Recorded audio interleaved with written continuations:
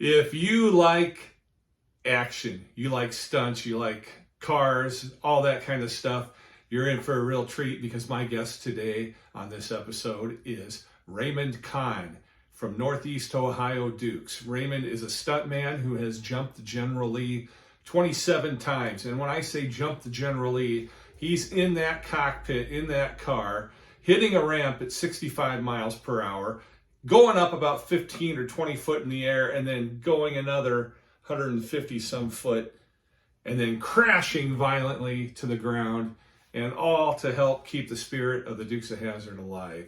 And Ray does a great job of that. And this is the 45th anniversary of the very first episode of the Dukes of Hazzard back in January of 1979. It's going to be the 50th anniversary of the annual Radical Speed Sport event in Moncton, New Brunswick, Canada. And Ray is going to be jumping the General Lee outside the Moncton Coliseum on Friday, April 19th. And we're going to talk about that. And we're going to talk about how does a guy even get into doing this and why he still does it today. And it's all brought to you by Griner Auto Body of Washington, Iowa, using state-of-the-art techniques and decades of experience to get your car back on the road after an accident. Car Doctor of Washington, Iowa. No matter who Frankensteined it, they can fix and clean and customize it. McDonald Boneyard of Keota, Iowa for all of your farm equipment and auto recycling needs. Hinshaw Trailer Sales of Richland, Iowa. You need a trailer? They've got your trailer, and they fix what they sell and don't in their full-time repair shop. Girling Repair of Winfield, Iowa. If your mower is dead, call Fred, your Husqvarna, Aaron's, and Gravely dealer, and he also sells Husqvarna snow blowers, and he fixes all makes and models. B&B Propane and the family of Jet Stops present Southeast Iowa today. I'm John Bain, author of Christie's Journey, The Beat Goes On, and your host. Let's get right to it. Ray, it's great to see you. What's up, John? How you been? I've been great, and I know you have. I hope you have too. You're so busy. Yeah. I wasn't busy there for a little while. I had some recovering to do, but then all of a sudden, I'm busy again, and I'm like, I wish there was two of me.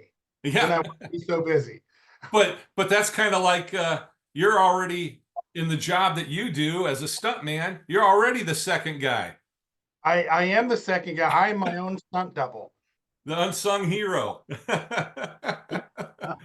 Well, for the folks that don't know this, Ray, you have been jumping 1969 Dodge Chargers that look like the General Lee. They are the General Lee. They're more General Lee than any other Charger I've ever seen, because these General Lees, you pilot and they fly through the air. You go 15 or 20 foot high and another 150 some foot long, and then you crash them into the ground. Right. They never had a down ramp in Hazzard County.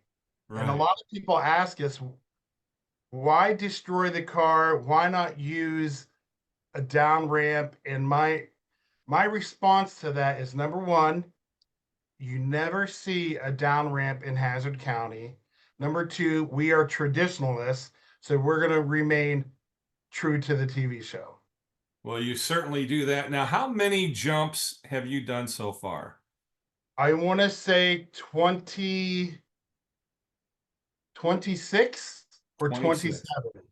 Now, yeah, 26 or 27. Back in 20. One of them was the Bandit jump, and the rest were General Lee's. Okay, and then when you were in a 77 Pontiac Trans Am. Right. Yeah. Now, one of your jumps, either the 17th or 18th, back in July of 2015 in Centerville, Ohio, my wife Andrea and I actually were there and got to see your whole show and your whole jump. And I'll tell you what, it was spectacular, my friend. Yeah, that was in Brookfield, Ohio. Brookfield. Yankee Lake Truck Night. Okay. And yeah, that's when we did a full version, like a live episode of the Dukes of Hazzard. Fighting, chasings, acting, explosions. Yeah, that was a pretty. I think I landed flat on that one. Did I land flat? I want to say I Yeah, did. you did. Yeah, those flat landings, they really tear you up. That was a hard one. Yeah, it causes a lot of whiplash, when you land flat. The jump vest, the safety equipment that we wear minimizes it, but it doesn't like completely like take, everything away. But those flat landers, yeah, I don't want to do that. I've landed flat a good 7 or 8 times, and so we started not putting as much weight into the trunk. That way we can sort of come down on the nose. Even Cory Eubanks, Cory will tell you he likes coming down on the nose because the car crunches up like a beer can, and it absorbs a lot of the impact, which is better for us because we can go out and do it again the next day. When you land flat, it is so unforgiving, and the driver takes that impact. And for the folks that don't know, Cory Eubanks is a stuntman, and he was on the original Dukes of Hazzard program as a very young man. He jumped to General Lee. Yeah, he got his start out on the Dukes of Hazzard, and his dad, Bob Eubanks, was friends with Paul Picard, one of the executive producers of the Dukes of Hazzard, and Cory got in there. Really, they really didn't welcome him in the beginning until him and Alan White Jr. They became friends, and then all of a sudden, everyone else started being nice. Nobody likes the new guy. Right. I And wasn't even liked much, when I started doing this, but right. they've all came around, and I could say that there's a handful of the original stuntmen from the Dukes of Hazzard that I'm really good friends with. Well, and I want to let people know that the show that you do, the folks that are watching right now, the show that he does and his crew, the Northeast Ohio Dukes, put on is incredible. It is like you're watching a real life live episode of the Dukes of Hazzard. You're up in the stands in the stadium, they're down there on the track, and they're acting it out. We hear everything. They have a balladeer, there's music, there's explosions. There's cars turning and rolling, crashing. It's incredible. It's like I felt like it for me. It was my redneck Disney on ice. Yeah, Sonny Stroyer, he played Enos, Deputy Enos Strait in the Dukes. He's been to several of our shows, and the last one we did in 2018 at the Trumbull County Fairgrounds in Ohio. He said, Raymond, you guys really like did a fantastic job. He said it took me back to 1982. And Wow. when you have somebody like Enos say something like that, it's a compliment. That's for sure. That's for sure. Sonny Shoyer is just such a great man, and it's wonderful that he was able to attend several of your events. It's just for you as a Dukes of Hazzard fan, that just had to be the ultimate. Yeah, I never thought that little boy that was playing with his General Lee, back in the day, that I was watching the show. I never thought in a million years that those people that I was watching jump the cars and do the acting, that I would actually have them in my life as an adult. And I mean, just think, I get to jump the General Lee, the most famous car in the world. I never thought in a million years that I would be doing that. It's just unbelievable. I'm Well, very fortunate to have a crew that were like family. And with my crew, if I was to name them all, we'd be here, for an hour. But yeah. if I didn't have the crew, I'm just the idiot, the dummy behind the wheel. But I have a whole crew that helps me build the cars and helps me do this. And if it wasn't for them, I wouldn't be where I am today with all the stiffness. And no, I'm just kidding.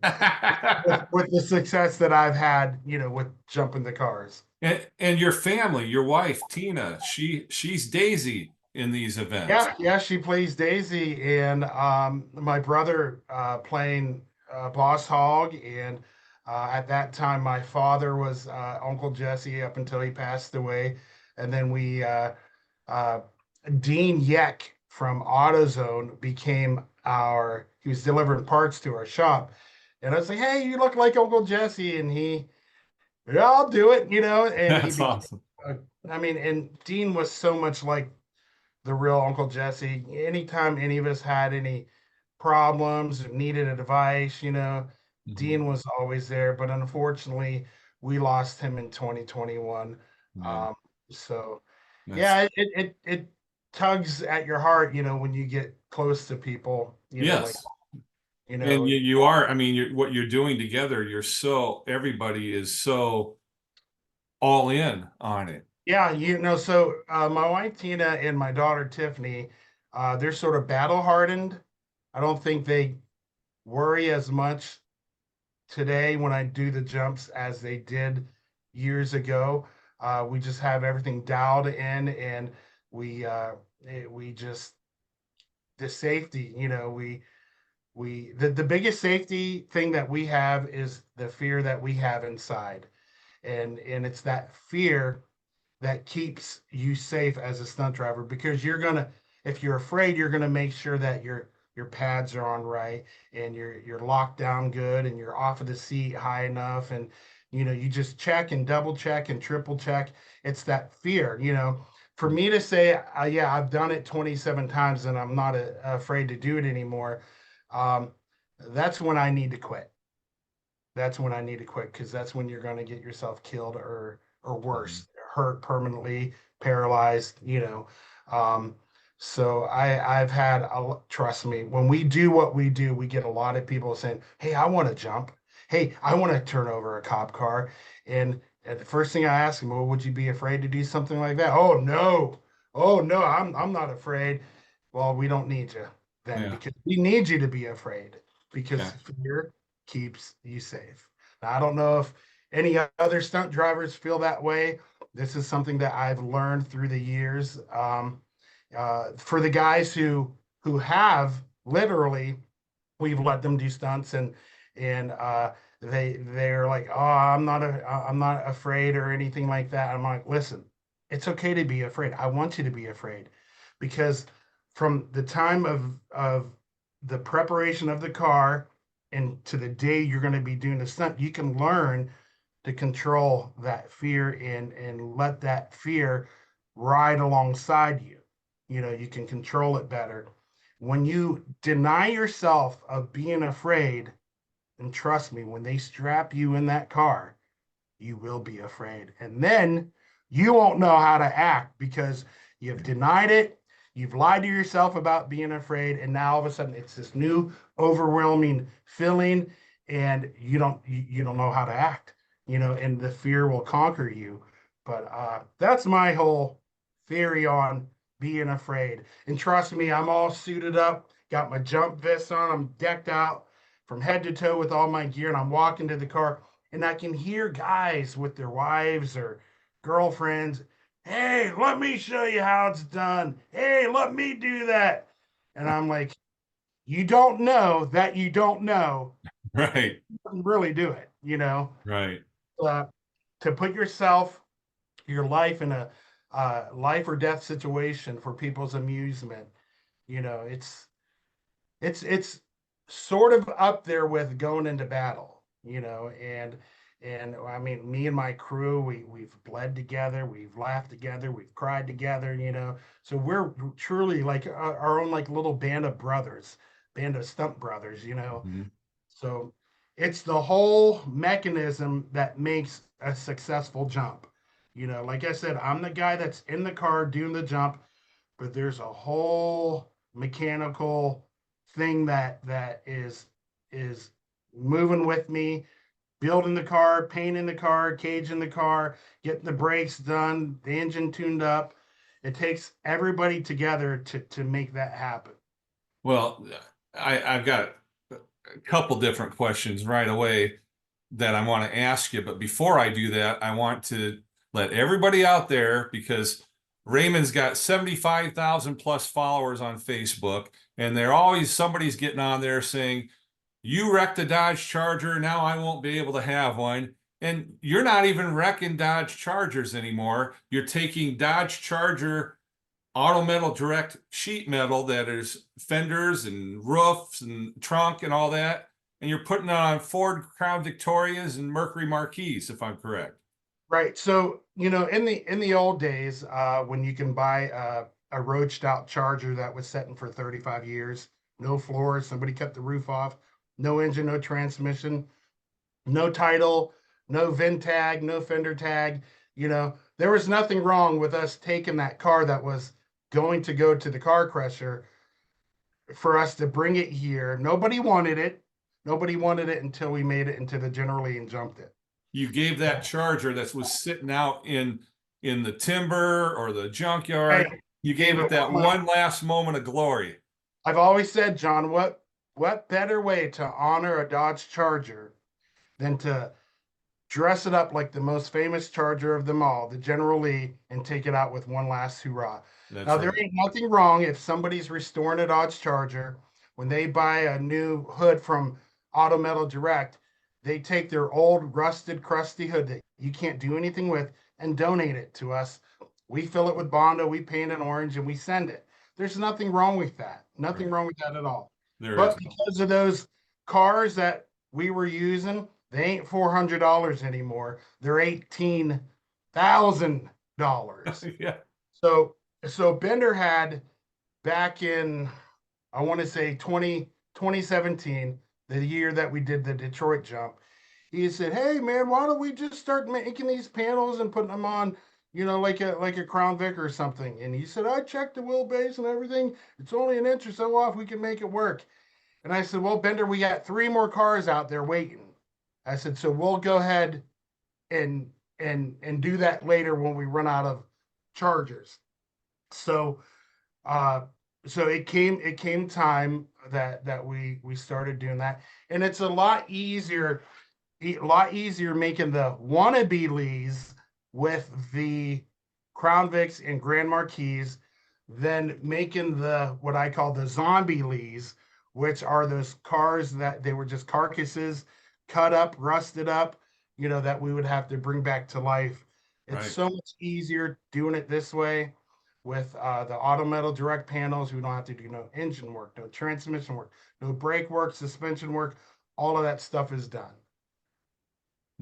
Which has to save you a lot of time and money, I would think. Yeah, you know what? It was 85 degrees, 90 degrees at the Mopar Nats a couple years ago. And I was and you're in gear, right? And you're sweating in your helmet and all your gear. And I had the AC on for the first time on my way to the ramp. Oh, it was pretty cool. How many stuntman can say that? Got the AC on, I was listening to some music and it was just so luxurious, Wow. All you can basically move is your eyeballs, Mm-hmm. When you're in a jump car, you're driving, you just want to drive straight to the ramp and get it over with. The last time I did that at the Mopar Nats, I want to say I hit the ramp at 65 miles an hour, and hitting a giant wedge, it just by itself is pretty devastating. It's a thud that you won't forget. And how are you able to hang on to the steering wheel? Well, it's very hard. There's some rules for the steering wheel. Okay, so the steering wheel, you're supposed to like sort of hold your thumbs up. That way, when the wheel jerks, when you land, that you don't like break a thumbnail. I always forget to do that.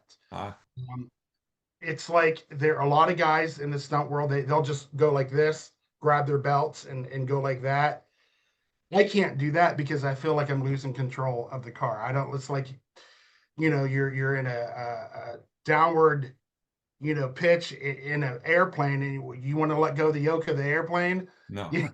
Yeah. So it's like, I got to keep, and I used to do our jumps at night, like the jump you Right. were there at night.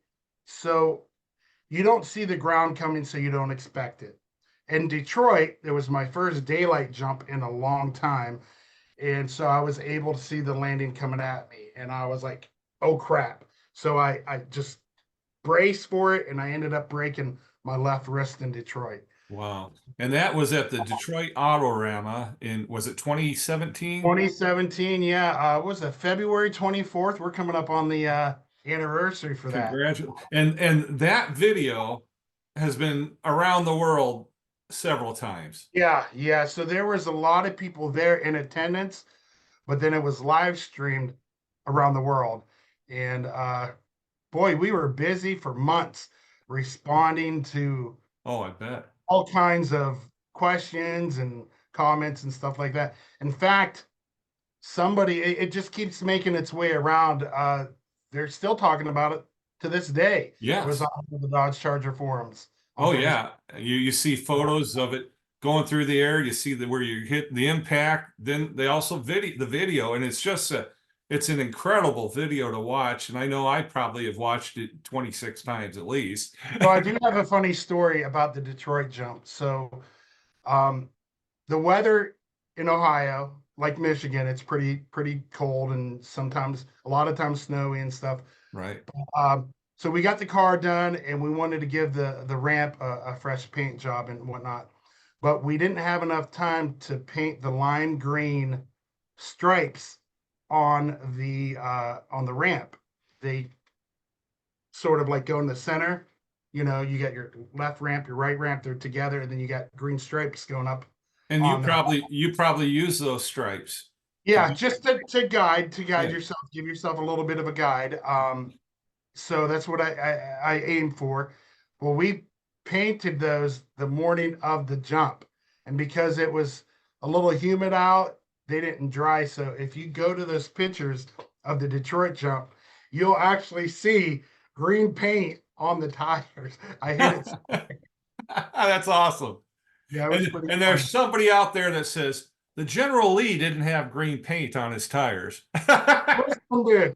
I think honestly, just because it was the Detroit Autorama, you know, that since the show had ended, this is probably the most popular, famous General Lee jump since the TV show ended. I'd say by far, by Yeah, far. Well, hopefully on this upcoming jump, the 50th annual Radical Speed Sport at the Moncton Coliseum in New Brunswick, Canada, you're going to another country, a completely different country. yeah. How about that?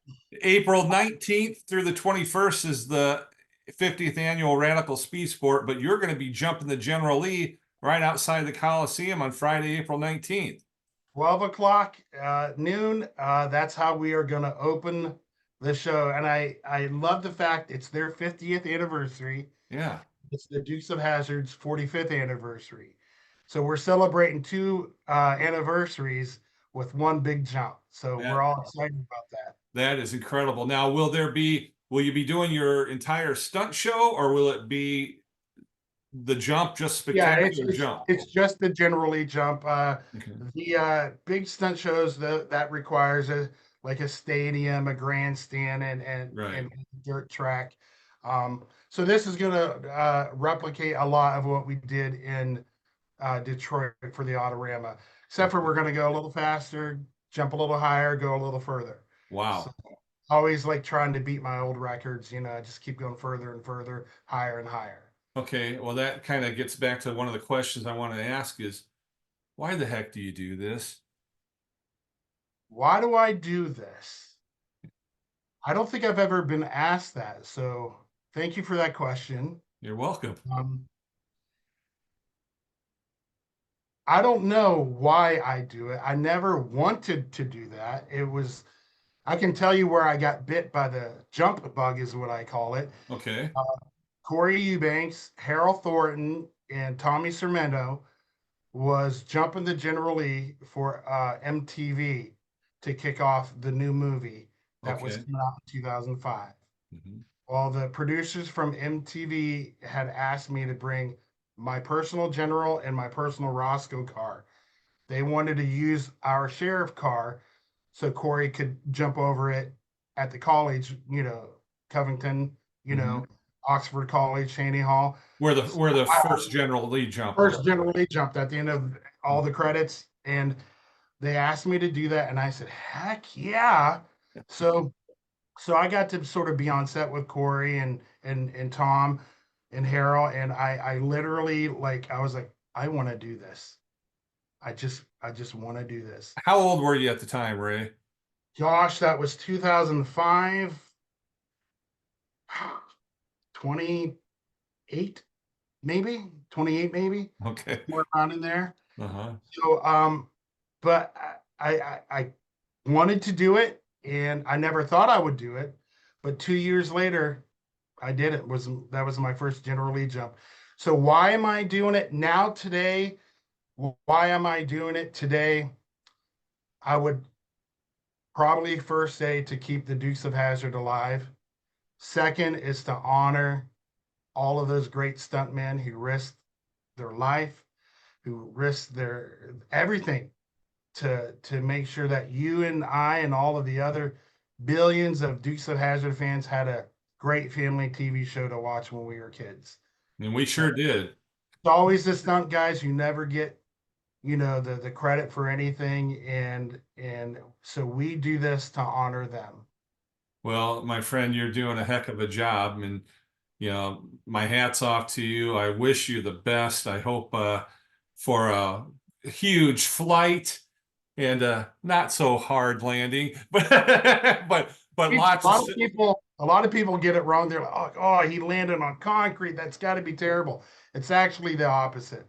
When you land on asphalt or concrete, you sort of scrape off and it scrubs off a lot of the impact. I would pick those landings any day than landing on the dirt, right. Because when you land in the dirt, it you sink in like a yard dart, Yeah, just You kind of yeah, yeah. that sucks. Well, I know we're going to be limited on time, and I've got so much to ask you. You recently had a health scare, and Yeah, yeah. tell us, share with So, us what you will. so throughout the years, I just noticed that I've been having some pain in my knees and some physical changes in my face, my jaw, and it's like I was gaining all of this weight. And no matter what I did, starve myself, go to the gym, work myself out to that just to try to maintain a lighter weight. But no matter what I did, I just kept gaining weight. Mm-hmm. And here I found out that I had a pituitary gland tumor, which was causing my bones to grow, my body to still want to grow. And it wiped out my knees, it wiped out my elbows. I've had so many surgeries to outside of the brain surgery that I had that literally saved my life. Uh, but I've had so many surgeries to try to correct all of the damage from the tumor. Wow. So it's a scary thing. My hands have grown, my feet. I used to wear a size 10. I'm almost into a 12 shoe now. Just because it was causing my body to produce a deadly amount of human growth hormone. Wow. And yeah, the surgeon came out and said, if you don't get this taken care of, Raymond, this is going to kill you. And I mean, I don't cry much, right? But that definitely made me cry. It made my wife and my daughter cry. Oh, sure. And in fact, when they said they'll operate it, they'll get it out, the first thing that I asked them, am I still going to be able to jump? And he said, oh, sure, no problem. Keep doing what you're doing. So that was awesome for me. Yeah, that made you, probably gave you a little reassurance going into the surgery that, hey, they're going to get this taken care of, and I'm going to be able to keep doing what I want to do. Yeah, so I've had a lot of surgeries, nothing jump related or anything like that, but just surgeries before I knew I even had the tumor. So it's like, oh, it's surgery, no problem. But this one really scared me because they're inside of your head. Well, They went up, justifiably so. they went up my nose and they drilled a hole through my skull and they removed the tumor. Your pituitary gland is what they call your master gland. It's responsible for all of your hormones, for everything. And I was scared that it was going to be damaged by the tumor so much that they would have had to remove that as well. And then you're looking at very expensive hormone shots and pills that you'd have to take for the rest of your life. Wow. So I remember laying on the operating table and I was scared. I'm like, just looking around me, and I see all these people around me with the bright lights and the mask, and this sweet nurse just came over, grabbed my hand, and she started sort of like going like this to me, saying, "Raymond, it's gonna be okay." And then I went out, woke up in the worst pain imaginable. My head was killing me. I had severe, what it felt like, brain freeze from hell. Ooh. For a good month, and nothing, that you couldn't sleep it off. You couldn't take any painkillers or anything like that. It just wouldn't go away. So finally, the drainage and stuff like that from the operation, it started relieving all of that pressure. So I'm lucky to be alive. Yeah, you're very blessed. You had good surgeons and medical teams that had the confidence, the skill, A and the lot of knowledge. people praying for me. Yeah, because my daughter had not announced on our Facebook page to everybody that this is what I was going to be going through, and we had a lot of people that were praying. So I was one of them. very thankful to all of you guys because it worked. Prayer does work, doesn't it? Get to jump again. That's So, right. Now you got your Stunt Life hat on. Stunt Life is a movie that you were in yes, that you starred in it. I don't know how much you produced and directed, but that was your baby. yeah, I didn't produce, I didn't direct. That was AJ Satterfield and Mike Kolovich. AJ is phenomenal when it comes to his creativity on camera angles and editing and stuff like that. So all of us with our heads together. The first Stunt Life movie, I think it's Stunt Life: The Wild Ride. It's about my first 22 General Lee jumps. Then we had Stunt Life: The Bandit Project, which was surrounded with the Bandit jump, and then this one here, Stunt Life, the motion picture, and this was about how COVID came in, shut down the whole world. How did that affect us? Well, we couldn't do our shows that we were booked for because you couldn't have large crowds, you know. Right. So we just took that and we just wrote a script about how are we going to pay the bills, you know, how are we going to pay the mortgage, you know, Right. stuff like that. It was like So, a Dukes of Hazzard episode. yeah, it was like a Dukes of Hazzard episode. So, you know, Tina, she's like, you got to sell the General Lee so we can eat, so we can pay our bills, so we don't lose the house and stuff. And I'm not selling it, you know. So, you know, there it brings in drama with that. And then finally they lift the ban on large crowds. And then we go back to work and doing the stunts. But now we're since the pandemic, you know, it's been a little while. So we're sort of like more scared than usual, you know, so we got to get back into that. We got to find our mojo again. Exactly. By the end of the movie with the Montparnasse jump, we find our mojo and we kick butt, and it's a great movie, a great family movie. And how can people get it? Go to YouTube and you just put in Stunt Life, the motion picture, and you can watch it there for free. Wow. And it's very, looking at our audience right now. Watch it. It's fun. It's great. That's my endorsement. That's awesome. Well, Ray, we are, like I said, we're limited on time. Was there anything I should have asked that I didn't before we wrap up? I don't think so. I think you covered all of the bases, buddy. Okay. Well, I really appreciate it. I wish I could be up there in Canada with you on April 19th, and hopefully some folks can. I'm sure if they just go online, they can probably get tickets. Yeah, I'm excited. The first international General Lee jump. You know, that's so special. You know, all the General Lee jumps have been in the US, but now we're getting noticed outside of the country. It's huge, my friend, and you're going to represent the United States. You're going to represent Hazzard County and the Dukes of Hazzard, and you're a great ambassador for it, Raymond. I'm honored that they chose me. You know, if we weren't doing a good job, I don't think we would have made it to 27 jumps.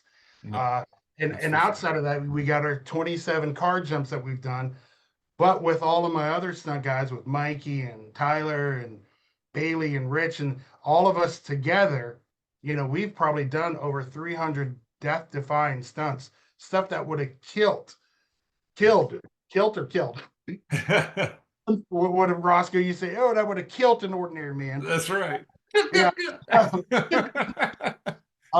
But yeah, we've done so many stunts and we do it safe. We can't do the stunts if we're killing ourselves out there. That's right. That's right. So, well, hey, we got to wrap this up, but tell Mikey and Bender and Pat and Tina and all the folks that I say hello and I wish you all the best. All right, buddy. I appreciate John and I'm very honored to be on your podcast, buddy. Thank you. Good luck with your General Lee. I've been paying close attention to the restore on it. Well, thank you. Appreciate it. Take care and good luck, Ray. Thanks, buddy. Thanks again to my friend Raymond Kohn, stuntman from the Northeast Ohio Dukes, and we wish him all the best on his upcoming jump in April up in Canada. Say hello to all our neighbors to the north, Ray. And once again, thanks for being on the program. And thanks to our sponsors, Griner Auto Body, Car Doctor, McDonald Boneyard, Hinshaw Trailer Cells, Girling Repair, B&B Propane, and the family of Jet Stops. I'm your host, John Bain. Stay friendly, Southeast Iowa, and yeehaw!